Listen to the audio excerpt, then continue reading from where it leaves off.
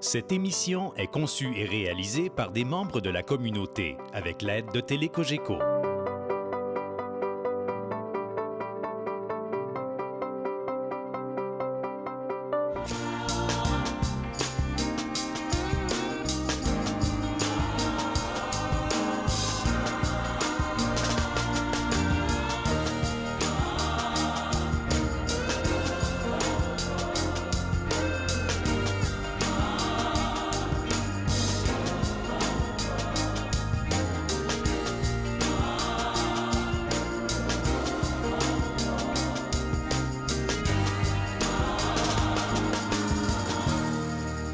Bonjour, bienvenue à Signe d'aujourd'hui. Cette semaine, j'ai le privilège d'accueillir Mme Danielle Jaudoin, qui est hôtelière à l'abbaye cistercienne Notre-Dame de Nazareth de Rougemont. Vous ne saviez pas, mais l'abbaye de Rougemont, c'est l'abbaye Notre-Dame de Nazareth. Tout le monde dans notre région connaît cette abbaye-là. On la connaît parce qu'on sait qu'il y a des moines qui habitent là, puis on sait que quand arrive l'automne, c'est le temps des pommes et on peut aller cueillir des pommes. Mais il y a plein d'autres activités à cette abbaye-là. Si vous me le permettez, on va accueillir notre invité, puis je vous en reparlerai un petit peu plus. Bonjour, Danielle. Bonjour. Merci beaucoup d'avoir accepté mon invitation. Ça me fait plaisir. Une femme hôtelière dans une abbaye, c'est quelque chose de rare, ça. C'est très, très rare. Dans une abbaye d'hommes, Oui. C'est très rare. Généralement, l'hôtelier, selon la règle de Saint-Benoît, c'est un moine. Mais, comme vous le savez, les communautés diminuent, vieillissent, alors ils ont besoin d'aide pour pouvoir continuer leur charisme d'accueil.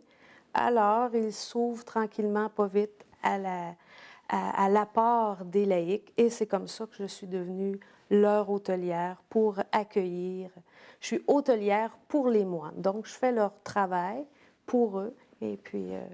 Oui, parce qu'on sait que dans la règle de Saint-Benoît, la mission d'accueil, ça fait vraiment partie du charisme, ça fait vraiment partie de leur mission. Oui, c'est très important. C'est obligatoire qu'une communauté de moines qui vit sous la règle accueille des gens, accueille des pèlerins. Alors, ils ne peuvent pas dire, ben nous, on n'est pas assez, puis on ferme l'hôtellerie. Il faut qu'il y ait un espace pour accueillir l'étranger qui passe, celui qui cherche Dieu, dans le fond. Pour faire un petit peu d'histoire, les moines de Saint-Benoît sont, pas de Saint-Benoît, lapsus, les moines de Rougemont sont issus d'une communauté de Les Reims, dans le sud de la France. Oui. Juste pour l'histoire, au début des années 1930, le père abbé de cette abbaye-là voulait s'implanter ailleurs. Il est allé dans une rencontre en Asie parce qu'il envisageait d'aller au Vietnam, que j'ai lu, et il a rencontré des missionnaires canadiens qui lui ont appris qu'il y avait de l'intérêt au Québec et qu'au Québec, on parlait français. Et c'est ce qui fait que les cisterciens, au lieu de s'installer au Vietnam, bien, se sont installés chez nous et on en est bien heureux. Ils sont installés aussi au Vietnam. Aussi. Ils ont fait les deux. Oui, ils ont fait les deux. Ah, oui, magnifique. Oui. À ce moment-là, tout le monde y gagne. Oui, c'est ça. Donc, il y a des cisterciens qui sont autant au Vietnam que chez nous, à Rougemont. Ces moines vivent sous la règle de Saint-Benoît, donc ce sont des moines qui sont cloîtrés et ils doivent appliquer la règle du silence. Mais en dépit de ça, il y a maintenant plein d'activités à l'abbaye. Oui, vraiment beaucoup. Quand on dit cloîtré, il n'y a pas une clôture de barbelés, là. Vous Non. accueillez plein de gens. Oui. Les moines de Rougemont ont l'avantage, si on peut dire, d'être peu nombreux. Ils sont juste 11. Et ils savent que s'ils ne s'ouvrent pas au monde, ben ils vont se refermer sur eux et la communauté va mourir. Alors, ils ont décidé vraiment d'ouvrir. D'ouvrir parce qu'en même temps, ils sont conscients qu'ils sont propriétaires d'une grande richesse spirituelle qu'ils veulent partager aux autres. Mais ça, ils ont besoin d'aide pour pouvoir s'ouvrir. C'est pour ça qu'ils s'ouvrent aux laïcs. C'est pour ça qu'ils ont une hôtelière laïque. Et il y a plusieurs activités. Les moines, évidemment, favorisent d'une certaine façon la jeunesse. parce que c'est l'avenir de l'Église. Et il y a des activités pour des adolescents, les jeunes adultes, puis il y a des activités pour tous. Vous me dites qu'il y a des activités pour les adolescents Oui, à l'abbaye. oui, il y a des activités. Expliquez-moi ça. Le point le plus fort, c'est le camp jeunesse, qui se fait, c'est pendant une fin de semaine, du vendredi matin jusqu'au dimanche. Ça se fait dans les vergers de l'abbaye. Les jeunes viennent en tente. Et là, ils ont une fin de semaine là, avec des activités. C'est une fin de semaine spirituelle. On a eu, bon, il était à la découverte là, des fondateurs là, avec Saint-Bernard et tout ça. Mais ils ont aussi, bon, des épreuves pour devenir chevalier. Alors, il y a toujours une trame spirituelle pour les amener à travers le jeu à découvrir, au fond, un petit peu plus la foi. C'est pour les jeunes de 9 à 16 ans, à peu près. Puis vous accueillez combien de jeunes dans un groupe comme ça? Une trentaine. Et qui décide qui sont les jeunes qui peuvent aller là? Il suffit de... C'est publicisé. Alors, il suffit, on appelle à l'abbaye, et puis on dit, ben moi, j'ai un jeune de tel âge à tel âge, ben, pas de tel âge, et bon, il serait intéressé, et puis bon, il s'inscrit. C'est premier arrivé, premier servi, parce que c'est très, très populaire. Les jeunes aiment beaucoup, ça fait 2 ans qu'on fait ça, c'est très, très populaire. Les jeunes aiment beaucoup et ça se parle avec les amis et tout ça. Et c'est des jeunes d'un peu partout au Québec qui viennent aussi. Oh, mais intéressant. Autres activités, Oui. Daniel? Oui, bien, ces jeunes-là ont demandé, les plus vieux, peut-être les 15, les 13, 16 ans, ont demandé une fin de semaine de silence avec les moines, chez les moines, pour un petit peu goûter à ce qu'ils vivent. Et ça aussi, c'est une fin de semaine, on n'était pas sûr là, que ça... Oui. Et les jeunes aiment beaucoup. On en a une vingtaine à chaque année qui viennent. Qui vont entendre le silence. Oui, tout à fait. Dans notre vie, Tout à de fait. tous les jours, c'est pas habituel. Non, non, non. Puis ils laissent les iPods à la maison, puis leur téléphone. Et, alors, c'est un beau défi qu'ils vivent, mais à travers ça, ils perçoivent quelque chose qui leur fait du bien. Et sur le même principe, il s'agit de s'inscrire. Tout à fait. Tout à fait. Il y a aussi ce qui est très, très intéressant l'été, c'est la soirée louange. Soirée de louange. Oui, on pourrait dire, c'est plus une journée. Ça commence vers 3 heures de l'après-midi et ça finit vers 9 heures par un gros feu d'artifice. C'est un temps familial. Les gens sont invités à venir. On a un petit coin aménagé. Il y a de l'adoration pour les gens qui veulent. Il y a un feu de camp. On mange ensemble et tout le long, c'est une soirée louange. Donc, il y a des groupes de musiciens qui viennent et qui font des chants de louange.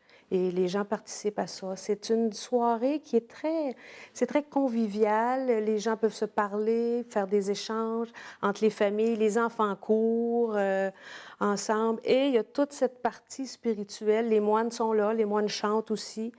C'est vraiment... moi, je trouve que c'est l'Église de demain avec cette complémentarité-là. Les moines, les laïcs, les familles, les jeunes, les plus vieux. C'est une journée qui est extraordinaire. Votre Église de demain ressemble à l'Église d'hier, il y a très longtemps, quand on vivait en communauté. Tout à fait, tout à fait. C'est la même chose. On est obligé, maintenant, on ne peut plus vivre en petit groupe fermé. Il faut vraiment s'ouvrir et être tous ensemble. Mais pour ces soirées louanges-là, combien de monde peuvent y aller? Cette année, il y a eu 150 personnes qui est venue. La première année était 75, la deuxième année 150, et on espère là, augmenter. On n'est pas chanceux parce qu'on n'a jamais eu une très belle journée. Il y a toujours eu de la pluie. On a un grand chapiteau, mais les gens viennent pareil. Et c'est vraiment, c'est à découvrir. Pour cette activité-là, ce que j'entends bien, là, c'est qu'il n'y a pas de limite de nombre de personnes. Non, pas du tout. Pas du tout, pas du tout. On a un grand, grand chapiteau, oui. Puis c'est très... Et c'est gratuit. Je vais d'étonnement en étonnement. Pouvez-vous continuer à m'étonner, Daniel? Bien, certainement. On a aussi des temps pour les jeunes adultes. On a mis ça de 16 à 35 ans. On a une partie on appelle ça les JFJ, hein? Okay. Journée de formation jeunesse. Ça se fait de janvier à avril. C'est un dimanche à toutes les 3 semaines à peu près.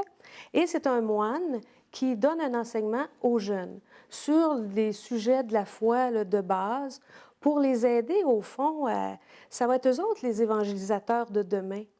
Mais c'est plus difficile maintenant, la catéchèse est plus rare et tout ça.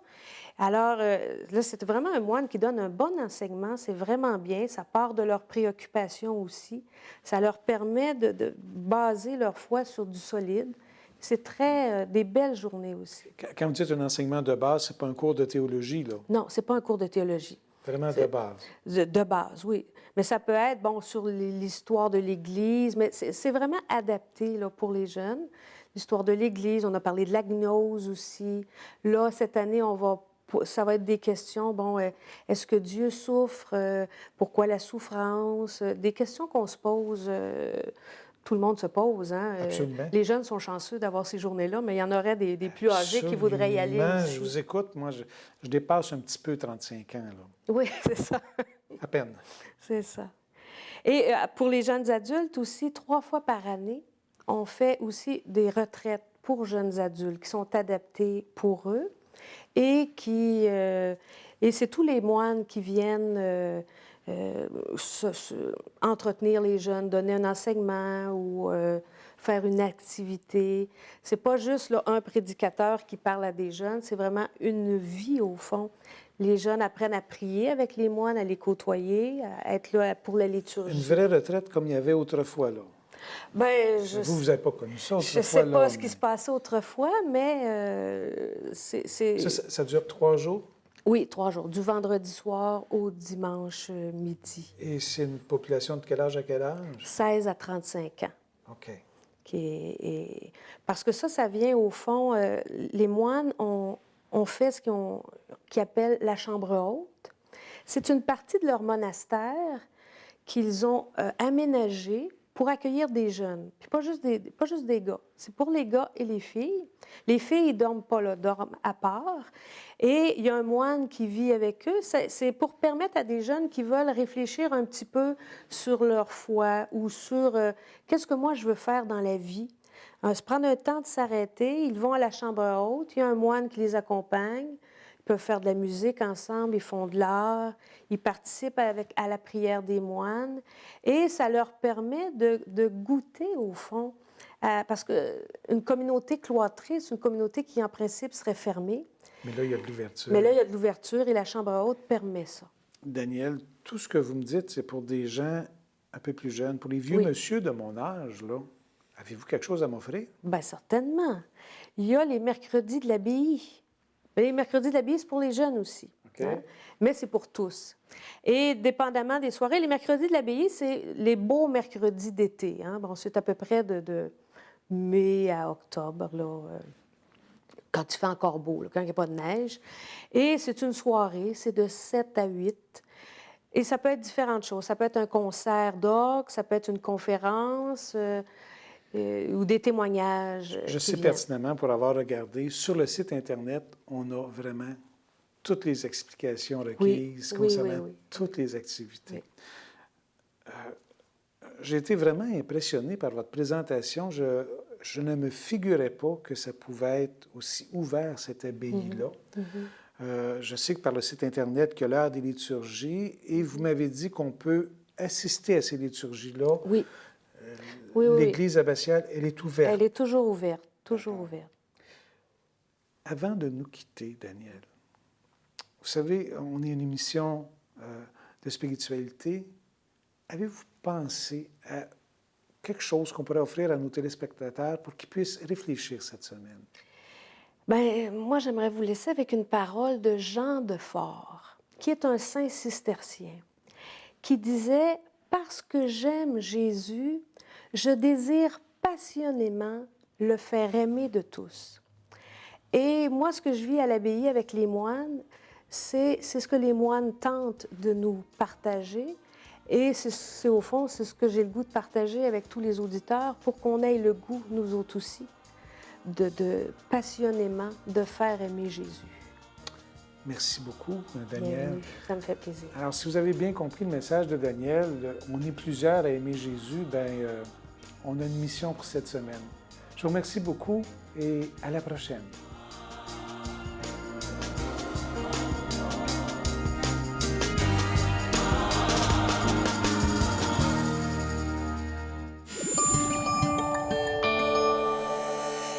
Télécogeco, un service exclusif aux clients de Cogeco.